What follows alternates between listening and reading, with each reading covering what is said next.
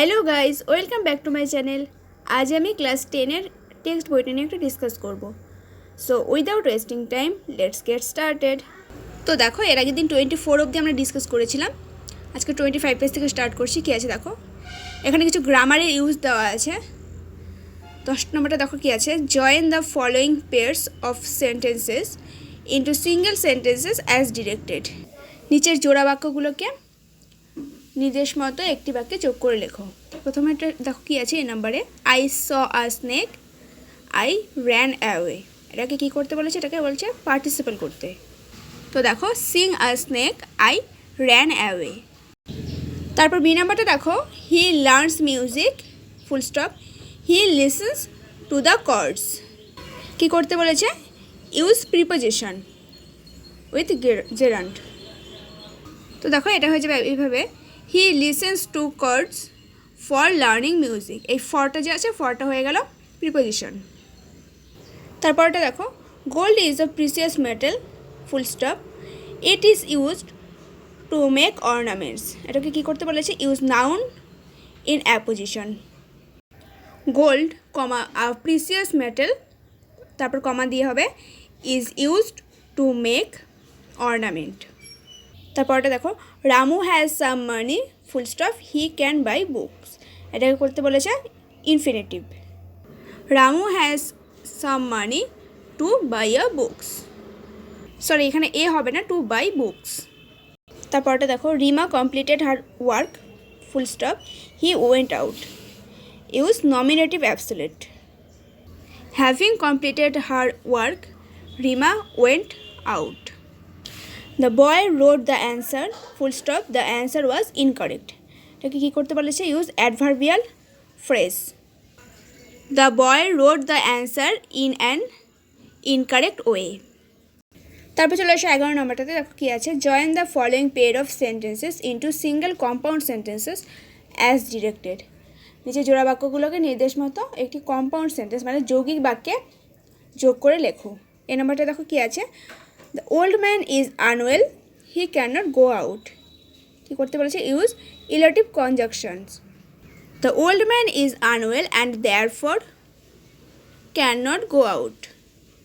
তো বি নাম্বারটা দেখো, he is honest, he is humble. কী করতে বলেছে? দেখো, ইউজ কিউমুলেটিভ কনজাংশন। তার আগে একটা কথা বলি, উপরে দেখো দেওয়া আছে কোনগুলো কিউমুলেটিভ কনজাংশন, কোনগুলো অ্যাডভার্সেটিভ কনজাংশন, কোনগুলো অল্টারনেটিভ কনজাংশন অ্যান্ড কোনগুলো ইলেটিভ কনজাংশন। সবগুলো দেওয়াই আছে, সেগুলো দেখে দেখে বসালেও পারো। দেখো, এটার অ্যান্সারটা হয়ে যাবে he is both honest and humble. তারপর সিনেমাটা দেখো, Sonali can not write poetry, full stop, she keeps on trying. Use adversative conjunction. Sonali can not write poetry but she keeps on trying. তারপর ডি নাম্বারটা দেখো, study hard, full stop, you will not pass the examination. এটাকে কী করতে বলেছে? Use alternative conjunction. Study hard or you will not pass the examination. তারপর চলে এসে 12 নম্বরটাতে দেখো কী আছে, join the following pairs of sentences into single complex sentences as directed. নিচের জোর বাক্যগুলোকে নির্দেশ মতো একক জটিল বাক্যে যোগ করে লেখো। প্রথমে এটা দেখো কী আছে, Rabindranath Tagore is a famous poet, full stop, he won the Nobel prize. Use noun clause. It is known to all that Rabindranath, who won the Nobel Prize, is a famous poet. তারপরটা দেখো, he returned home, full stop, everyone in the family had fallen asleep. Use adverb clause.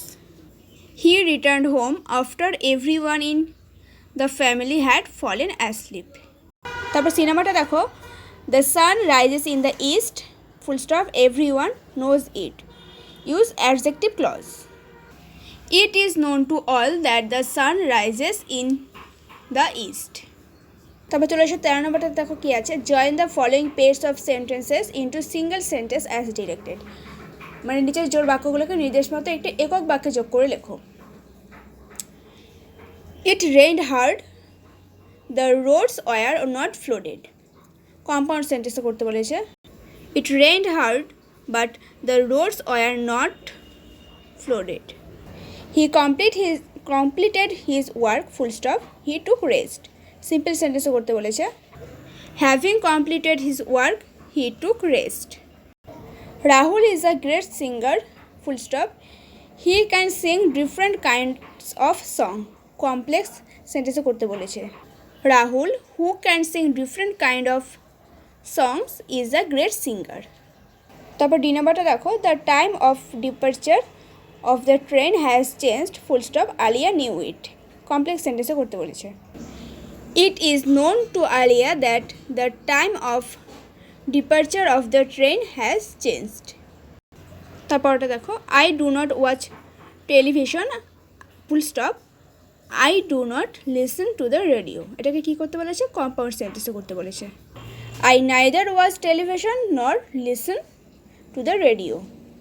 তারপর F নাম্বারটা দেখো, the child was short, the child could not pick the guava from the tree. এটা কী করতে বলেছে? Simple সেন্টেন্সে করতে বলেছে। Being short, the child could not pick the guava from the tree. তারপর 14 নম্বরটা দেখো কী আছে, split the following into two sentences. নিচের বাক্যগুলিকে দুটি বাক্যে ভেঙে লেখো। এ নাম্বারটা দেখো কী আছে, it rain and I could not leave my room. It rain, full stop, I could not leave my room. He thought that he could win the race. He could win the race, full stop, he thought it. Having been informed of the trouble, the principal left for home. The principal was informed of the trouble, full stop, the principal left for home.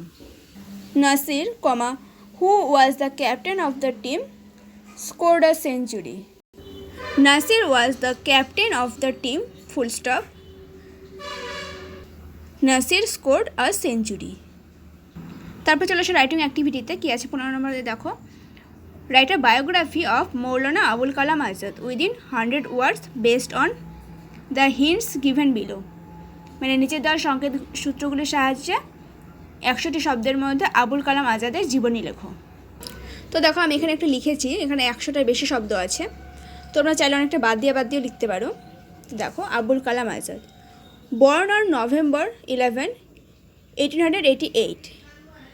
Maulana Abul Kalam Azad was a great nationalist and a versatile genius. All through his life, he was involved in multifaceted activities. Though he worked as a journalist, he had a literary mind as well. He was a poet, no mean ability, and composed poetry in Urdu. Yet he could not keep himself aloof from the political activities going on around him. He participated in the freedom movement and was an enthusiastic supporter of Gandhiji's ideas. In spite of being busy, he wrote many important books like India Wins Freedom, Ghuvari Khatir, and others. After India became independent, he was asked to shoulder the responsibility of the Education Ministry. It goes to his credit that as the first education minister of India, he shaped the education policy of free India. As a mark of honor to this great educationist, his birthday is celebrated as National Education Day. This great son of India passed away on 22nd February 1958. তবে 16 নম্বরে দেখো একটা paragraph লিখতে বলা হয়েছে। কি বলেছে দেখো, use the following flow chart to write a paragraph within 100 words on how a building is constructed. কীভাবে একটি বাড়ি বানাতে হয় এ সম্বন্ধে 100টি শব্দের মধ্যে একটি অনুচ্ছেদ লিখতে বলা হয়েছে নিচের তালিকাটি ব্যবহার করে। তো দেখো, when ever a building is constructed, the first task for the architect is to draw up a plan and get it sanctioned by the corporation or municipal authorities. The next important task is to engage masons and laborers. Then the actual construction starts with bricks, cement and sand. After the walls and the roof are finished, doors and windows are fitted. The next step is to plaster the walls and to fit water connections and electric wiring. But the construction of the building will not be complete until it is tastefully painted. It is only after the painting is done the construction of the building will be over and it becomes fit for living. তো এতটা পর্যন্তই ছিল lesson 3টা, যেটার প্যারাগ্রাফের সাথে সাথে complete হয়ে গেল। তো আজ এতটাই থাক, এরপরে লেসন 4 থেকে মুভ অন করব। So thank you.